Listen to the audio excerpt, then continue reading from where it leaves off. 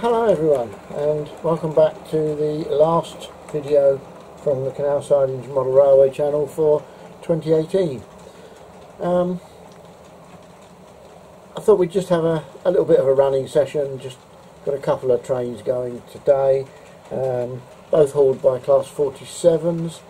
There's one which is a Virgin 47, which is actually the Helljan variety, and the Rail Freight Red Stripe version is a Vitrains, which, as you will notice if you're eagle-eyed enough, hasn't had any of its detail added. So it's got no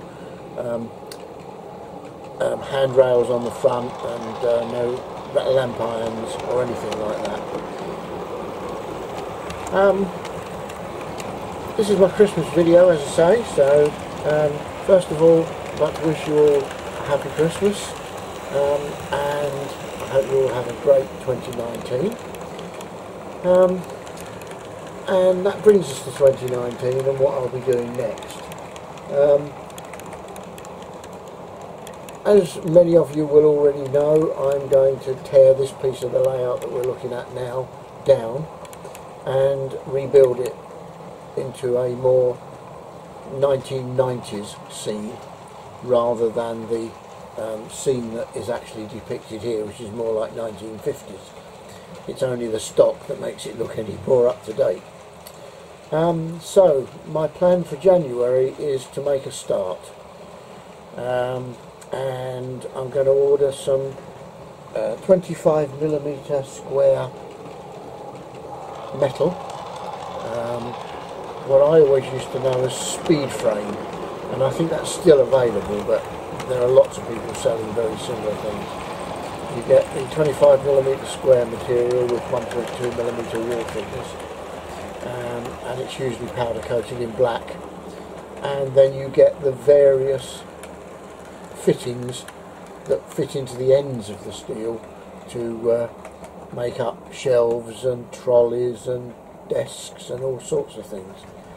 And I intend to build a base for the new layout, which, as many of you will already remember, is going to be made from Styrofoam. More of that when the time comes, hopefully. And the idea of making it out of Styrofoam is it's going to be incredibly light. I have failed miserably to make baseboards out of wood that are light enough. I have tried all the plywoods, the very thin plywood, etc. And they're just too heavy. As I'm getting older, I just can't pick them up, and you do need to pick them up in order to be able to work on them, unless of course you're going to lay on your back, which I'm not good at either, so except when I'm asleep. So what I intend to do is, as I say, make the baseboards as light as possible, and I'll make a frame out of the speed frame stuff, which will go where this layout that you're looking at now is. The length of the new layout section is, the bit you're looking at is actually 11 feet long, the seat bit, just over 133 inches I think, and about 5 feet wide, maybe 6 feet wide, yeah, probably nearer 6 feet wide, and that's the bit that I'm replacing. Obviously it's not 11 feet by 6 feet, it's an L section, which is 11 feet by 2 feet, and then a piece off the end which is effectively 6 feet minus the 2 feet, and about a foot wide. Sorry for anybody who works metric, I'm still imperial, always have been, always will be. So there won't be any running sessions for a little while during 2019. I've been watching Dave Howarth doing his layout rebuild, and there is no way I'm going to speed build like he does. I take my hat off to people who can rebuild a model railway as quick as that. I just can't do it. So what I'll be doing is taking my time, and I'll try and show you each step of what I do, because it is something different. Styrofoam baseboards are not very well known in this country. They're much better known in the States, but in the UK, if you mention you're going to make boards out of Styrofoam, people start to tell you it won't work, it shrinks, it's horrible, it's terrible, you'll regret it. Well, maybe I will, but I am prepared to take the chance.